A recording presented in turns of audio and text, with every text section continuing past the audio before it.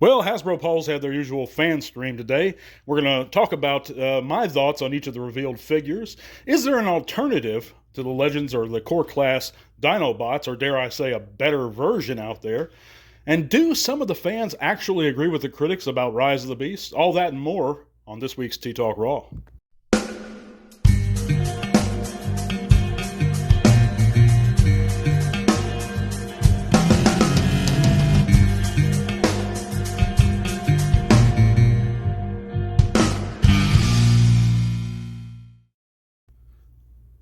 So yes, friends, Hasbro Pulse has their usual fan stream on a Tuesday morning. Bless their hearts, I guess they assume, again, that nobody works on weekday mornings. But I digress, it is what it is. We're going to talk about each of the reveals today. But before I get into that, guys, if you haven't heard, you can check out those various links in the description below. It's going to take you to all kinds of cool stuff, including our Facebook group, where you can come, chat, bot, share your own channels or pages. Even if you have another podcast, go ahead and go there and share it there. We'd be glad to see you guys. You can also help support the channel on Patreon. That extra $3 a month would go to upgrading our equipment, providing more giveaway figures, basically helping me to purchase those, because I know you guys like those. We've given away dozens already, and there's much more to come, guys. But yeah, there's all kinds of cool stuff down there. You can check out my buddy Jed Smith's music and a lot of things. But let's get right into it, guys. We have the reveals, and a lot of those we've known about already because they've been leaked. But starting off with the Rise of the Beast, we have the Mirage that was revealed, and he looks good. If you like that design, I have nothing against it, but I have nothing for it. I'm kind of neutral on those Rise of the Beast releases. But we also have the leader class Rise of the Beast Optimus Primal, and he actually looks really cool. I have a lot of questions about the designs, though. I mean, they don't seem like they're entirely organic on the outside, much unlike the original Beast Wars characters. They had to get those Beast forms to protect themselves from energon waves or energon sources being too raw and overriding their circuitry. So, I mean, I don't understand it, but then again, I haven't yet to see Rise of the Beast myself, so maybe that'll be cleared up. From what I've heard, it's not, but anyway, I digress. It looks pretty good for what it is. But we also have the Legacy Core Class Optimus Prime and Bumblebee playset that was revealed, and I think this is going to be like it's approximately $50, I think they're charging for it.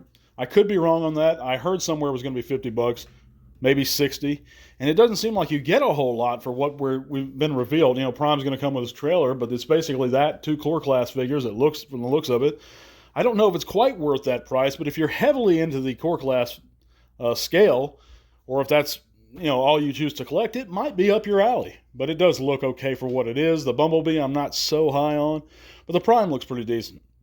But moving on, we have the Legacy Deluxe Shadow Striker. Of course, we know that this is going to be a pre-tool, or it is going to be used for the RID Sideburn coming up. But yeah, it looks okay. I just have no attachment to this character. I do like the RID Carr brothers, and he is one of them. So hopefully we'll get that recolor real soon. But moving on, the one that I'm excited about today is the Legacy Deluxe Bombshell.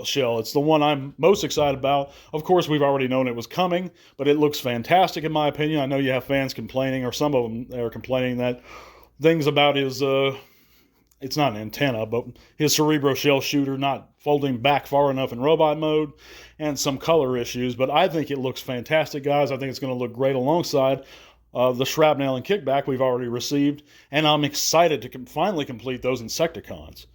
But we also have the Legacy Deluxe Strong Arm. This is a character I'm not familiar with, I have no attachment to, but I know a lot of folks do, and it does look good for what it is. But let me know in the comments what you guys think of any of these, which figure you're most excited for. But we also have the Deluxe Detritus, or Detritus, I believe that's how you pronounce it. And of course, I think that this was originally an e-hobby figure that was released, and it's a recolor of the G1 Hound mold. And it looks pretty interesting, being a Decepticon. I know he has his own character. So yeah, it looks pretty cool, and I might actually pick that one up. But we also have, and a lot of people were psyched about this, the Core Class Snarl that they've revealed. And he looks good for what he is, and I think his Dino mode looks a lot better than his Robot mode, in my opinion. He looks kind of filled out, and yeah, that's pretty cool. We also have these images, and they showed off Volcanicus today. Of course, all these images are provided by my brother, actually, because I was at work at the time, because I'm always at work on a Tuesday morning. But so I appreciate it, and my thanks goes out to my brother for providing all these images and for checking out the stream while I was working. But yeah, Volcanicus looks good. I hope actually they do a retool or a recolor of these figures into Monstructor, and that would be awesome to me, or some other kind of just stalled. But and I'm sure that they will at some point. But moving on, we have the Legacy Voyager Bludgeon that I've heard a lot of fans quietly talking about, and a lot of them actually excited for, and that's a good thing. If you are excited about any of these, and I'm not, don't read what I'm saying with a grain of salt. Take it as you will. I'm just giving you my opinions. I'm not high on this as Bludgeon. I love the Tarn figure, and I love its usage as Tarn, but it was designed to be Tarn, in my opinion. It doesn't evoke the spirit of Bludgeon to me. I don't really care for its head sculpt. Now, a Bludgeon that I am excited for is one that keeps getting pushed back, and that's Super 7's Ultimates Edition, a Bludgeon that harkens back to that G1 design and has those great skeletal head sculpts. I don't think this one really captures that too much. The sword, to me, looks kind of flimsy and cheap. Of course, it doesn't even... It's not chrome at all, and if you had the old Reveal the Shield Nest one with the Head Robots upgrade set, actually he had like 2 chrome swords. He had a great head sculpt that he was given. I think that one was even a better evoking Bludgeon than this one. But he doesn't look bad, and if you don't have a Bludgeon or even access to one, you might want to think about picking him up. Of course, I have the G1 myself, and I'm going to be getting the Super 7 whenever that one comes out, so I'm going to probably pass on this one. Well, we also have the Voyager Trash Master, yet another inclusion into the growing horde of Junkions we've been given, and that are being released and pushed out, churned out by Hasbro seemingly endlessly at this point. I think it's kind of, this is a recolor and retool of the Bulkhead mold. And he looks good, but I don't know the character. I'm not attached to the character. The character doesn't appear, to my knowledge, in any form of Transformers media. So it's something Hasbro kind of conjured up. Which there's nothing wrong with if you're into that, but I'm not into that. So I'll probably be passing on that one too. Well, we also have the Leader Class Dreadwing, which of course is a recolor of, I believe his name was Skyquake. And he looks really good. And actually, if I were to pick up one of those two, it would be this one because he has more... or a better color scheme, in my opinion. But yeah, I do like the way this mold looks. I'm glad they're reusing it for some stuff, and it's cool to see this coming out soon. But we also have the Volvo Optimus Prime, which is, of course, a recolor of that Holiday Edition Optimus Prime that we've gotten earlier. We knew this was coming, guys. But yeah, he comes with just the normal Kingdom or Earthrise Prime's trailer, and that looks good. Of course, some fans complained back in the day that it was too simple. Roller's absence, of course, and it needs some paint apps. But, of course, they do have that upgrade set for the Kingdom Optimus or the Earthrise Optimus on Toy Hacks that you can get that really improves the looks of that trailer. But yeah, he looks decent. If you don't have a Kingdom Optimus, this one scales perfectly with the existing Chug scale. So, yeah, you might want to think about this one. I'll probably be passing on it. I'm going to be passing on most of these, except, of course, Bombshell and perhaps Dreadwing. And the next one, which is Gen Select's Antagony, which is a recolor of that Kingdom Inferno we got. That looks fantastic, in my opinion. Not Kingdom Inferno, but Legacy Inferno. He looks fantastic to me. Or she does. This is a female character. And it's going to be in the Gen Selects line. And I'm coming to appreciate the Gen Selects line more and more.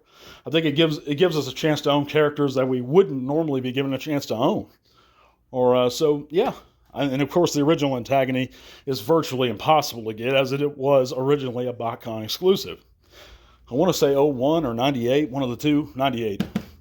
And, of course, they also revealed the 4-pack of the Troop Builder set. I believe it's a buzzworthy Bumblebee release, which includes the Seeker and the Auto Trooper and a couple others. I think an Alicon. But, yeah, it looks great. I probably actually will be picking that up just because I love that Seeker mold. They can release that thing in candy cane colors, and I'd probably pick it up. But, yeah, that's going to wrap it up for the Hasbro Pulse Stream, guys.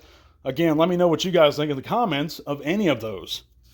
Well, we're going to be moving on to our comments section from last week now. And our good friend Raziel Kane left us a comment last week about the Rise of the Beast being racially charged. And all he had to say, he kept it simple, is that race and sex have no place in the Transformers. That's my point of view. And I agree with you, Roz. I don't think racial matters or current societal matters have any place in the Transformers whatsoever. And that's really all there is to it. So I 100% agree, buddy. Of course, the whole segment last week was based on a couple comments that the director of Rise of the Beast, Stephen Cable Jr., gave to BET and Yahoo Entertainment. So I wasn't bringing race into the picture. The director did. The filmmaker himself did. So that's what led me to the question, is Rise of the Beast racially charged? And I think it was a valid question to ask based on his comments. But anyhow, the legendary The Collector 75, Mr. Graham himself, also left us a comment last week. Just generally his thoughts about Rise of the Beast. He said, seriously, it was okay, but I'm not interested in watching it again. The parts with the bad guys were the most interesting. And I agree that in a few months, all the people who rave about the film now will change their verdict. So, I think that's a heavy possibility.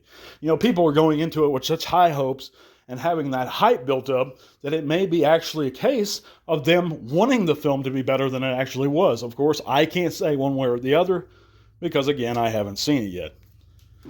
But anyhow, guys, moving on to the Transformers general news for this week. New Age has revealed their Corgo, which is a prototype of a Legend scale slag. And this will give Transformer fans and collectors who are into that core class or that Legend scale an alternative to these core class Dinobots being released by Hasbro. Of course, it's way pricier, but looks far more faithful to the G1 animation. And of course, Corgo is not going to combine with the other Dinobots. Some people like that, some people don't. I am in the camp of the latter and feel that the Dinobots should never be a combiner, but that's just my thoughts. But anyway, moving on, Dr. Wu has revealed their tactical commander Diaclone Magnus via some color images I've gotten from TFW. And he looks really good. And he is what he is. If you're into it, guys, check it out. But also the Robosun Performance Bumblebee, we have some in-hand images, and pre-orders have gone live for him. And I know a lot of people are excited about this one. This line, it's a really premium line. A lot of people love that Optimus, but I just can't get into it and justify that high price point. This one, of course, is not going to transform, but for some folks, it's worth the money. Again, let me know what you guys think in the comments. But that's going to wrap up this week, guys. I appreciate each of you listening on YouTube and Spotify. If you're coming in on YouTube, leave us a like. God bless you guys, and to all our one. Funding for Transformers Talk Raw is made possible thanks to the support of viewers like you. Thank you.